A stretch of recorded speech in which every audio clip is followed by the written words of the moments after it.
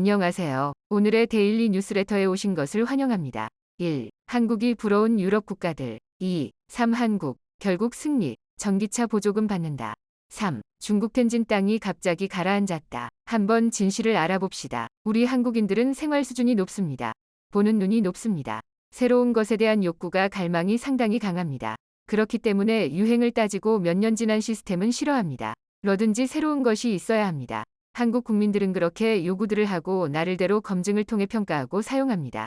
그런 요구 때문에 디자이너나 제작자들은 새로운 것과 우수한 품질의 물건을 만들기 위해 항상 노력해야 합니다. 오늘 괜찮아도 경쟁에서 뒤지면 내일이라도 문을 닫아야 하는 게 한국의 현실입니다. 부모들은 굶어도 학교는 보내면서 공부시켰습니다. 수많은 과외 학원이 형성되어 있는 나라는 전 세계에서 한국이 유일합니다. 학원 앞에서 학생들을 실어 나르기 위해 정차되어 있는 수많은 관광버스들을 보고 한국에 처음 온 원어민 강사가 물었습니다. 한국에는 저녁 때에도 관광객들이 저렇게 많이 움직이냐고 말입니다. 이유를 알고 나서 한국에서 깨달은 두 번째 충격이다 라고 말한 것이 생각납니다. 그렇게 지식으로 무장하고 경쟁이 강한 사회가 한국입니다. 그리고 그런 경쟁심이 짧은 기간 내에 경제 강국으로 올라설 수 있게 하고 한류를 세계에 떨칠 수 있게 만든 원동력이 됐습니다. 북미 지역은 한국산 제품들로 넘쳐납니다. 거리에서 눈에 띄는 게 현기차들이고 매장을 채우고 있는 냉장고, 세탁기, 오븐, TV, 스마트폰 등이나 빌딩, 공항, 매장, 음식점, 지하철 등에 설치되어 있는 TV 등 많은 제품들이 한국산입니다. 북미 지역, 유럽 지역 세계 어디 가나 한국인들 쉽게 접할 수 있고 어디 가나 한국인 관광객들로 북적입니다. 멀리서 지나가는 동양 사람들 보면 한국인인지 아닌지 금방 알아볼 수 있을 정도로 세련된 모습들을 하고 있습니다. 남성들은 보통이지만 여성들이 특히 눈에 띕니다. 명품백의 우아한 기품과 세련된 매너 등 어른뿐만 아니라 학생들도 그렇습니다. 높은 수준입니다. 우리 한국인들은 소비성이 강하고 취향이 고급스럽습니다. 한국에 가면 없는 게 없습니다. 없는 걸 찾는 게 더 힘든 나라가 한국입니다. 좋은 명품을 찾는다고 프랑스 등 유럽을 뒤져도 결국 찾지 못했는데 그 찾는 명품을 한국의 매장에서 찾았다는 얘기들도 가끔 들려옵니다. 한국의 거리가 놀랍도록 깨끗하고 도로 정비가 잘 되어 있다는 점 역시 외국인들이 놀래는 부분 중 하나입니다. 넓은 도로에서 보아도 쓰레기 한 장 찾아보기가 어렵다고 말합니다. 도로는 군데 누더기처럼 보수공사 한 흔적이 별로 보이지 않는다고 합니다. 도로도 컬러풀한 곳이 많아서 식별하기도 편하고 시각적으로도 아름답다고 이구동성으로 칭찬합니다. 그런 칭찬이 안 나올 수 없는 게 북미 지역은 어디 가나 쓰레기가 굴러다닙니다. 거리에 청소부가 없는 것 아닙니다. 상당히 편리하게 쓰레기 수거용으로 특별 제작된 1인용 차 타고 다니면서 청소기로 흡수만 하면 됩니다. 내려서 휴지만 줍는 역할도 아닌 편리한 시스템이지만 제대로 치우지 않고 대충 하고 그냥 지나갑니다. 캐나다 미화원은 안 그런데 어째 한국 미화원은 깨끗하게 청소할 수 있겠습니까? 성향이라고 말하는 것보다 시스템이 구축되어 있어서 그게 가능할 것입니다. 오랜 동안의 기간을 거쳐 잘못된 점은 수정하고 좋은 점은 개선해서 지금의 미화가 가능해진 것입니다. 캐나다 미화원에게 한국 시스템을 가르쳐 당신도 그렇게 해 라고 해도 그들은 이해하지 않고 노라고 할 겁니다. 그렇게 깨끗하게 해야 한다는 의식이 없기 때문입니다. 시의 정책부터 바꿔야 하는데 그게 단기간에 이루어질 게 아닙니다. 미화원의 수를 늘리려 최소 예산 받으려면 1년 후 얘기인데 정책을 설명하고 입안하는 과정에서 아마 몇 년은 걸릴 겁니다. 서울의 지하철은 거미줄처럼 얽혀 있습니다. 예를 들어 어떤 나라가 한국 시스템을 모방한다고 해서 몇 년 내에 비슷한 시스템을 구축할 수는 없습니다. 최소 수십 년 동안 구축해야 하는데 무조건 구축할 수 있는 게 아니라 그에 맞는 환경이 조성돼야기는 합니다. 우선 사용인구가 갖춰져야 하고 환승할 수 있는 교통이 마련되어야 합니다. 교통을 통제하려면 기본 네트워크가 형성되어야 하는데 이는 IT 공급망이 구축되어 있어야 한다는 말입니다. 그에 맞는 여러 행정기관과 편의시설이 들어서야 하고 기간 산업을 시공할 수 있는 능력을 갖춘 건설회사들이 있어야 합니다. 건설에 필요한 자재를 공급할 수 있는 업체들과 제조회사들 등 끝도 없이 동원되고 조성돼야 가능해집니다. 그만한 지식을 갖춘 노동력이 확보돼야 합은 물론입니다. 돈만 많다고 할 수 있는 게 아니고 아무나 할 수 있는 게 아닙니다. 대한민국은 인터넷, 모빌리티 보급을, 교통카드, 스마트폰 결제, 예약 시스템, 교통 시스템, 택배 및 주문 시스템, 집에서 각종 서류 신청할 수 있는 이런 관계망이 완벽하게 잘 되어 있습니다. 공원에 가도 피트니스 할 수 있도록 운동시설, 등산로, 트레일 코스 등 한국의 생활 인프라의 구성에 대한 편리성에 대해서 말하자면 아주 깁니다. 이쪽에 가면 먹거리가 쌓여 있고 저쪽에 가면 공구 상가가 밀집되어 있어서 원하는 모든 공구를 쉽게 구입하거나 원하는 공구를 쉽게 주문할 수도 있습니다. 또 저쪽으로 가면 첨단 IT 용품들이 쌓여 있어서 여러 가지 제품을 비교해가며 마음에 드는 물건을 고를 수 있습니다. 책방에 가면 온갖 서적이며 관련 용품들이 널려 있고 어디에 가면 옷들로 넘쳐납니다. 또 아주 쉽게 최상의 시설과 높은 수준의 의료 혜택 및 치료를 받을 수 있는 나라가 세계에서 얼마나 된다고 생각하십니까? 수, 10개 국가가 되지 않겠나? 적어도 20개 정도. 선진국은 다 해당되지 않을까? 이렇게 생각할 수도 있습니다. 하지만 아닙니다. 어제도 말씀드렸지만 우선 병원에 무턱대고 찾아가면 진료받기도 전에 쫓겨납니다. 가정의를 통해 예약부터 하라고 말입니다. 응급환자가 아니면 불가능한 것이 서구 사회입니다. 한국과 같은 의료체계가 발달되어 있는 나라는 한국이 유일합니다. 이런 의료체계가 단기간에 이루어졌다고 생각하는 분들은 없을 겁니다. 이 모든 것은 하나씩 수많은 우여곡절을 겪으며 만들어졌습니다. 모국에 오랜만에 방문한 교포들도 놀라는데 하물며 외국인들은 오죽하겠습니까? 이 모든 것이 형성될 수 있고 소비가 가능하며 활용이 가능하게 만든 게 바로 인프라스트럭처입니다. 우리는 줄여서 인프라라고 합니다. 이루는 것은 바로 이 인프라와 직결됩니다. 그럼 우리가 흔히 말하는 인프라는 무엇인지 잠깐 짚어보겠습니다. 한국의 시스템에 대해 논하자면 이 인프라를 빼놓을 수가 없습니다. 사회간접자본으로 번역되는 SOC, 소셜 오버헤드 캐피털은 경제학 용어이고 사회적 생산기반이란 뜻의 인프라는 시사용어입니다. 간접자본과 생산기반, 약간 생소하게 들리기도 하고 시사성이나 경제용어 같은 어려운 느낌도 들지만 자주 듣던 용어라서 거부감은 덜합니다. 자동차를 만드는 경우를 예로 들어봅니다. 우선은 공장이 있어야 하고 속에는 산업용 로봇을 포함해 각종 첨단 장비로 구성되어 있습니다. 그리고 또 기술자들이 있습니다. 이렇게 해서 자동차를 만들었다고 가정했을 때 공장에서 도시로 차를 옮겨놓자면 길이 있어야 하고 수출을 할 경우 부두가 필요하게 됩니다. 도로과 항구 같은 게 비로 사회간접자본에 해당합니다. 차를 만들기 위한 공장이나 험단 기계는 직접자본, 기술자를 일컬어서는 인적자본이라고 합니다. 이처럼 SOC 또는 인프라는 경제활동의 기반을 형성하는 기초적인 시설을 말합니다. 도로, 하천, 항만, 공항, 농업기반 등이 대표적이고 학교, 법원, 공원 같은 사회복지 및 생활환경시설 등을 여기에 포함시키기도 합니다. 사회간접자본은 생산의 직접자본과는 달리 그 혜택이 모두에게 들어갑니다. 대신 돈이 많아 들어갑니다. 그래서 인프라 조성에서 중앙정부나 지방자치단체가 나설 수밖에 없습니다. 정리하면 인프라가 잘 되어 있다는 것은 기반시설을 중심으로 국가가 발전하고 국가 발전에 의해 국민들의 생활이 편해진다. 고 생각하시면 됩니다. 결국 인프라의 최종 종착지는 생활의 편리성으로 좁혀지게 됩니다. 프랑스, 이탈리아 등 유럽 국가들은 인정하기 싫지만 한국의 방역을 따라하고 싶어도 능력이 안 된다고 고백했습니다. 인프라 구성이 안 되어 있기 때문이고 설사 구성이 되어 있다고 해도 그런 당장 인프라 시스템을 기반으로 원하는 프로그램을 하려면 몇 개월이 걸릴지 몇 년이 걸릴지 모른다고 합니다. 물론 시민의식이 따라줘야 하는데 그건 장담하지 못할 겁니다. 이런 사회성과 생활성 기반 시설들 때문에 한국 사회는 더욱 빨리 변화하고 발전할 수 있으며 이는 세계인이 부러워하는 생활로 연결되게 됩니다.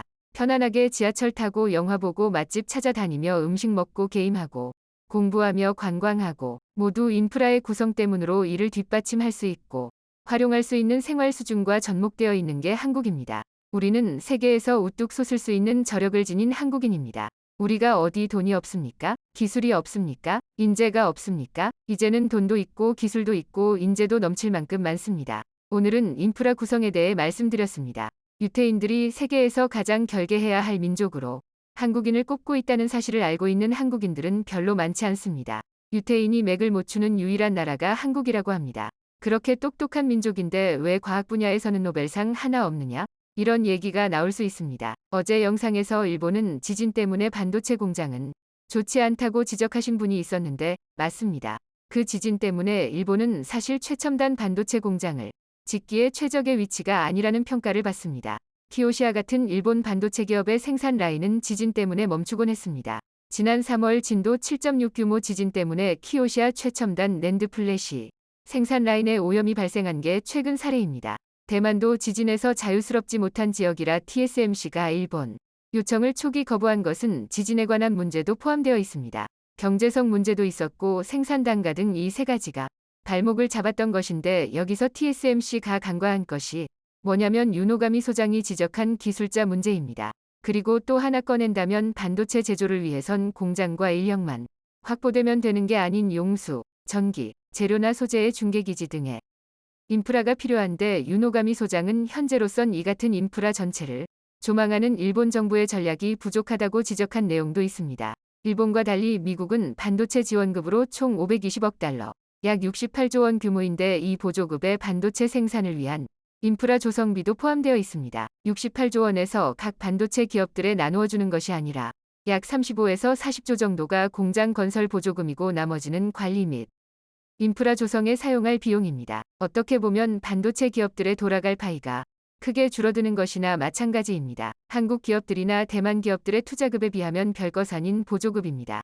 미국에서는 파격적인 혜택이라고 하지만 국내 업계에선 공장 건립에 천문학적 비용이 투입되는 접과 를가 등을 고려하면 부족한 보조급이라고 지적합니다. 외신 등에 따르면 미국 반도체 기업인 인텔은 미국 기업이라는 접을 내세워 120억 달러 보조금을 원하고 있고 마이크론도 그동안 투자건을 꺼내지 않고 있다가 반도체 지원급 얘기가 나오자 2030년까지 400억 달러, 약 52조 원을 투자해 새 반도체 공장을 짓겠다고 밝히것은 보조금을 겨냥한 계획이라는 얘기도 나옵니다.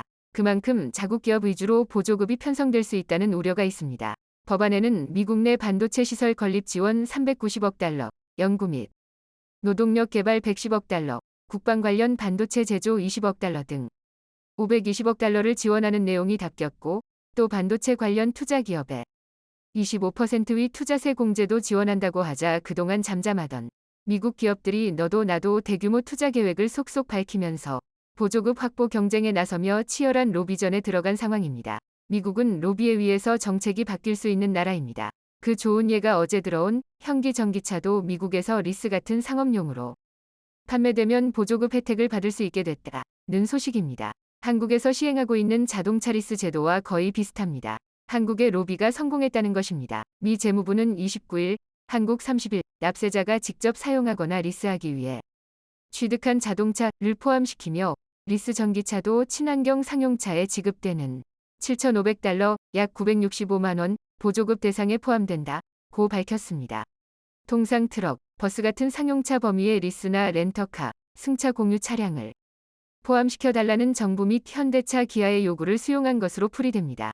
따라서 보조금을 받을 수 있는 물꼬가 트이면서 최악의 상황을 면하게 됐다며 환영했습니다.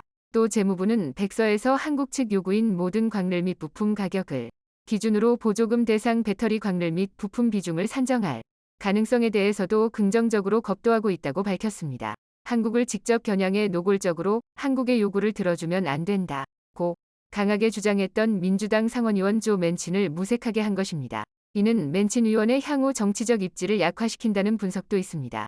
이에 대해 로이터 통신은 이번 발표는 한국의 요구가 적용된 일부 자동차 기업의 승리라고 평가했고 월스트리트 저널 WSJ도 미국이 통맹을 달래기 위한 움직임에 나섰다고 분석했습니다. 이게 미 행정부를 움직이는 로비의 힘입니다. 제가 이 부분을 언급한 것은 애플의 로비에 의한 힘 때문입니다. 이 부분은 나중에 다시 설명하겠습니다. 미국이나 유럽 기업이 중국이나 아시아 지역에서 생산을 하려고 하는 이유는 단 하나, 생산 단가 때문입니다. 물건을 싸게 들어야 경쟁력이 생기는데 자국 내에서 비싸게 만들면 판매가 수월하겠습니까? 일전에 말씀드렸지만 TSMC가 대만을 고집했던 이유가 생산 단가 때문입니다. 기술진이 미국이나 일본에 파견 나가서 생활하는 비용도 물가도 모두 다 높습니다. 특히 인건비는 2배 이상입니다. 당연히 경쟁력에서 밀릴 수밖에 없습니다. 현재 LG 에너지솔루션의 미국 배터리 공장에서 결성된 워런 공장 노조는 첫 입단협에서 현재의 시간당 $10, 약 12,680원 종반에서 $20, 약 25,360원 종반 수준인 노동자 임금을 시간당 $32, 약 4만 원 수준으로 올리는 방안을 요구하고 있는 것으로 알려져 있는데 이는 미국 자동차 부품업계 최고 수준입니다. 또 이번 노사 협상 결과에 따라 미국 테네시주와 미시간주 등에서 가동을 시작할 다른 공장 임금에도 영향을 줄 수밖에 없고 이런 인건비는 배터리 가격 경쟁력 하락으로 이어질 수 있습니다. LG 엔슬은 인력 채용에서 어려워하고 있는 와중인데 노조가 업계 최고 수준의 시급을 요구한 것은 이런 분위기를 알고 있고 미국 인플레이션 감축법에 따라 미국에서 생산할 수밖에 없다는 약점을 알고 협상안을 꺼낸 의도라고 생각됩니다. 한국 1급 수준에서 최대 3배를 달라고 하는 겁니다. 따라서 주정부가 주는 인센티브에만 관심을 가질 것이 아니라 지역 및 노조의 분위기를 사전에 파악했어야 한다는 게 업계의 지적입니다. 조지아주에 있는 현대 자동차 공장의 경우 초기 설립 때 그 지역은 쓰러져가는 소도시였습니다. 그런 지역에 자동차 생산 공장이 들어선다고 했을 때 그 지역의 시민들은 쌍수를 들고 환영했습니다. 그리고 자동차 생산 공장에 필요한 인프라가 대거 들어섰고 따라서 죽어가는 지역의 경제가 다시 살아나면서 지급은 잘 사는 지역으로 바뀌어졌습니다. 그들은 감사해했고 그리고 지금까지 그런 갑정으로 노사 간 화합을 이루면서 서로 간 상생하고 있습니다. 부지 선정에서 그런 측면도 일부 고려되었다면 그런 턱없는 입급 인상을 요구하는 노조는 나오지 않았을 겁니다. 따라서 미국이나 일본에서 생산하는 제품은 그냥 그 나라에서만 소비하게 할 수밖에 없습니다. 그냥 그 나라에서만 소비하게 할 수밖에 없습니다. 타국에 수출하기가 어렵다는 얘기고 그런 부분 때문에 삼성전자는 미국의 반도체 공장을 건설하는 것도 미국 수요에 알맞게 짓고 있습니다. 미국의 그 정도 공장들을 건설하면 한국 내의 평택 단지 확장 계획을 축소해야 하는데 오히려 더 6차까지 늘리는 것은 미국을 제외한 한국 수요와 유럽을 겨냥한 수요 때문입니다. 최근 유럽에서 삼성 반도체를 유치하기 위해 안간힘을 쓰지만 아직 삼성전자에서 확답을 해주지 않고 있는 게 생산 단가에 의한 지역적 환경 때문이라는 게 업계의 얘기입니다. 유럽연합 EU는 지난해부터 삼성전자에 유럽의 반도체 공장을 지어달라고 요청하고 있습니다. 최근엔 독일 대통령, 스페인 총리 등이 연이어 삼성전자를 찾아 공장 유치 활동을 벌이고 있지만 삼성전자가 행동에 나설 가능성은 현재로선 희박하다는 것이 업계의 전망입니다. 그런 삼성과 달리 TSMC는 독일 드레스덴을 유럽 공장 후보지로 겁도하고 파운드리 공장을 짓기로 했고 인텔은 지난해에는 유럽에 파운드리 공장을 지으려면 200억 달러를 예상하면서 유럽연합의 지원을 요청하다가 지난 3월에 이 같은 계획을 수정해 앞으로 10년 동안 800억 유로, 약 110조를 투자해 유럽에 반도체 생산과 연구기지를 세우겠다는 계획을 내놓았습니다. 인텔이 30%가량 투자하고 나머지 70%는 유럽에서 투자하라고 했습니다. 유럽연합도 긍정적으로 받아들이면서 끝성사될 듯이 보였지만 유럽연합의 움직임이 달라지자 인텔은 우선 이탈리아의 자동차용 반도체 공장을 설립하는 것으로 지난 9월 발표한 바 있습니다. 그러나 지난 11월 변수가 생겼습니다. 유럽연합 EU 회원국은 430억 유로, 약 60조 원가 들어갈 역내 반도체 산업 육성 계획 추진에 합의한 것입니다. 인텔의 요구대로라면 유럽연합이 80조 원 이상을 보조급으로 지급해야 하는데 그럴 바에는 자체적인 반도체 산업을 육성하겠다는 뜻입니다. 그 애는 실질적으로 얻는 것은 크지 않다는 이유도 포함되어 있습니다. 거기에다 자동차용 반도체의 지원 대상 포함은 허용하지 않기로 했습니다. 인텔과 독일 및 이태리가 반발할 수 있는 내용입니다. 이태리가 개인적으로 인텔과 손을 잡을지는 아직 미지수입니다. 이렇게 TSMC나 인텔이 경쟁에서 먼저 유럽을 선접하겠다는 의도입니다만 삼성전자는 다음과 같은 이유를 들어 유럽의 공장 설립은 아직 시기상조다고 언급했습니다. 최근 중국 관영지가 싱하이밍 주한 중국 대사의 발언을 감싸며 한중 관계가 악화할 경우 그 결과를 감당할 수 있겠냐는 발언을 해 논란이 되고 있습니다. 빠지고 있다는 제목의 사설에서 주한 중국 대사의 미국이 이기고 중국이 패배하는데 베팅하면 반드시 후회한다는 발언을 상세히 소개했습니다. 그러면서 한국이 미국의 전략에 동조해 중국을 적대국으로 밀어붙인다면 그 결과를 감당할 수 있겠나? 중국은 한반도에서 혼란과 전쟁을 원하지 않는다고 경고성 메시지를 전했습니다. 중국 관영 매체가 전쟁이라는 단어까지 사용하면서 선을 넘는 모습을 보인 것입니다. 그런데 중국이 이렇게 강하게 경고를 날리는 이유는 사실 요즘 중국 내부에서 일어나는 물안과 혼란이 심상치 않기 때문입니다. 얼마 전 중국 텐진에서는 무려 4,000명이 대피하는 초유의 사태가 발생해 인민들의 물만이 폭발 직전에 달했습니다. 중국 텐진의 한 아파트 단지 내도로가 치마에 금이 가고 아파트 벽체가 갈라지거나 기울어 주민 4천여 명이 대피하는 일이 벌어진 것인데요. 텐진시 진난구의 한 대규모 아파트 단지 내도로 곳곳이 내려앉아 균열이 생겼으며 25층짜리 아파트 한 동은 보시는 것처럼 눈으로 봐도 심각할 정도로 기울었습니다.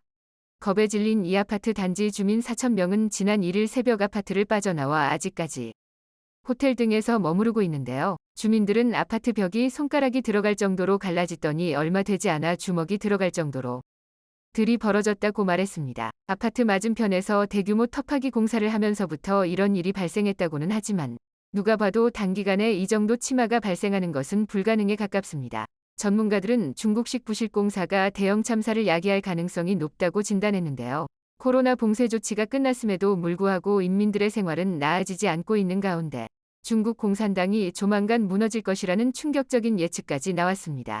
지난달 16일 중국 국가통계국이 발표한 4월 실업률은 중국 공산당을 적잖이 당혹스럽게 만들었습니다. 16에서 24세의 실업률이 20.4%를 기록하며 사상 최고치를 기록했기 때문입니다. 중국 젊은층 5명 중 1명은 일자리가 없다는 이야기인데요. 미국 CNN은 자체 추산 결과 올 3월 중국의 젊은 실업자는 1,100만 이상이라고.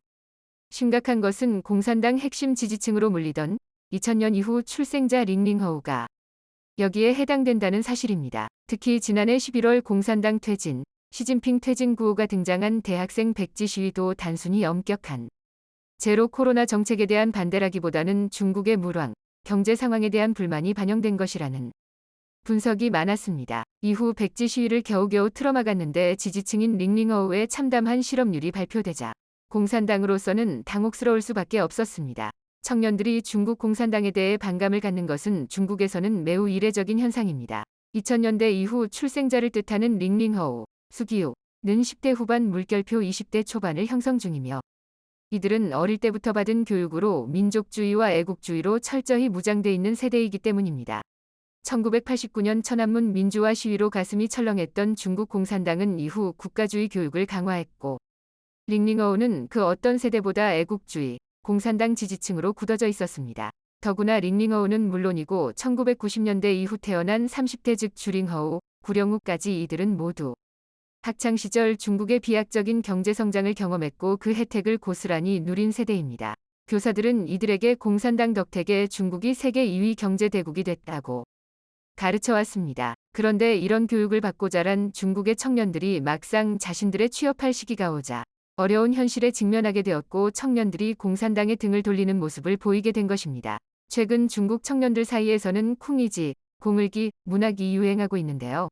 청년들이 소설미디어에 스스로를 쿵이지라고 부르면서 삶을 자조하는 글을 올리는데 쿵이지는 중국 근현대 작가 루신의 단편소설 쿵이지의 주인공입니다. 청나라 말기 지식인 쿵이지는 과거 시험에 연연하다 밥벌이조차 못합니다. 생계를 위해 도둑질까지 하면서도 선비 신분을 상징하는 낡은 장삼을 끝내 벗지 않았던 인물인데요. 지금 중국 청년들이 고학력 대학 졸업장 골레를 벗어던지지 못하고 저임금 일자리를 거들떠보지 않는 스스로를 쿵이지에 빗대 자조하는 것입니다. 그런데 청년 실업률이 심각한 상황에 이른 근본적인 이유는 한국을 포함한 글로벌 기업들의 탈중국 때문이라는 분석이 지배적입니다. 다급해진 공산당은 청년 실업의 대안으로 대학 졸업자를 농촌으로 내려보내는 캠페인에 나섰는데요. 광둥성의 경우 2025년 말까지 대졸자 30만 명을 농촌으로 보낼 계획을 세웠다고 전해집니다.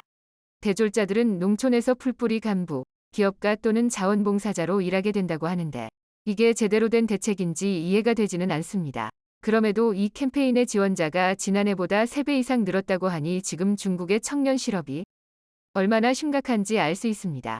이처럼 중국이 외부에 대놓고 경고장을 날리며 핏대를 세우는 이유는 내부적으로 그만큼 힘들다는 반증입니다. 인민들의 불만을 한국으로 잠시나마 돌리려는 의도인데요. 하지만 한국 기업들의 탈중국은 이미 마무리 단계에 접어들어 있습니다. 한국 총수출액 1위 시장이 20년 만에 중국에서 다시 미국으로 교체될 가능성이 높아지고 있습니다. 올해 들어 5월까지 우리 총수출에서 미국 시장이 차지하는 비중이 18%에 달해 중국이 아니라 미국이 총수출액 1위 시장으로 떠오른 것입니다. 반대로 미국 입장에서 한국은 교역 규모 6위의 나라로 부상했습니다. 하지만 이 모든 것은 중국의 자업자득입니다. 그동안 중국은 한국이 기술력을 제공하면 값싼 노동력으로 생산하는 전략으로 경제 성장을 이뤄왔습니다. 하지만 중국의 도를 넘은 기술 카피와 한알령 등 불확실성까지 겹치면서 한국 기업들은 순식간에 탈중국을 완료해버렸는데요. 얼마 전 실제로 중국에 어느 정도 타격을 주었는지 그 통계가 공개되었습니다. 중국 경제 규모가 미국을 추월하는 시점이 점점 늦춰지고 있다는 전망이 나온 것입니다. 영국의 싱크탱크 이코노미스트 인텔리전스 유닛은 중국이 GDP 규모에서 미국을 따라잡을 시기를 2039년으로 추산했습니다. 1년 전 제시한 시점이었던 2032년보다 7년이나 더 멀어진 것입니다. 현재 탈중국화를 추진하고 미국과 교역을 늘리는 나라들은 한국만이 아닙니다. 이미 글로벌 기업 10곳 중 6곳은 탈중국화를 진행 중이며 인도, 동남아시아 등지로 공장을 속속 이전하고 있습니다. 사실 애플이 가장 적극적으로 탈출 중입니다. 이미 인도에 오프라인 매장을 개장했고 애플의 최대 협력 업체인 대만 폭스콘도 중국이 아니라 인도 투자에 속도를 내고 있습니다. 중국이 오랜 기간 공고히 지켜온 세계의 공장 지위가 흔들리고 있다는 증거들인데요. 미국을 따라잡겠다는 중국의 야심찬 계획은 더욱 더 멀어졌고 미국과 중국의 경제 격차는 더욱 벌어지고 말았습니다. 그런데 이런 상황에서 중국의 결정타를 안기는 소식이 들려왔습니다. 중국 경제가 그나마 버틸 수 있게 해주었던 배터리 산업에 치명적인 발표가 나온 것입니다. 미국계 글로벌 투자은행 IB, 모건 스탠리가 CATL의 성장세 둔화를 우려하며 목표 주가를 크게 낮추자 세계 최대 배터리 기업인 중국 CATL의 시가총액은 하루 만에 10조 원 가까이 증발했습니다. 지난 8일 중국 선전증권거래소에 따르면 CATL은 지난 7일 장중 한때 전일 대비 7% 가까이 급락한 204.45위안을 기록하며 연중 최저점을 기록했고 이후 낙폭이 다소 줄어들긴 했지만 맥을 못 추고 있습니다. 모건 스탠리가 CATL의 목표 주가를 기존 214위안에서 180위안으로 16%가량 내린 이유는 CATL이 북미에 전기차용 배터리를 수출하는 것이 사실상 불가능해졌다고 봤기 때문입니다. 미국 정부가 북미산 전기차에 한해 보조금을 지급하는 인플레이션 감축법 IRA를 시행 중인데 배터리에 들어가는 핵심 광물의 원산지가 중국 등 미국 정부가 인정하지 않는 곳일 경우 혜택 대상에서 제외되기 때문입니다. 모건 스탠리는 보고서를 통해 이런 게 전망했습니다. 잠재적인 지정학적 국가 안보 위험은 중국 배터리 제조기업의 글로벌 확장 계획을 지연시키고 경쟁 상대인 한국 기업들의 확장을 가속화시킬 수 있다. 며 한국이 수혜를 볼 것으로 기대했습니다.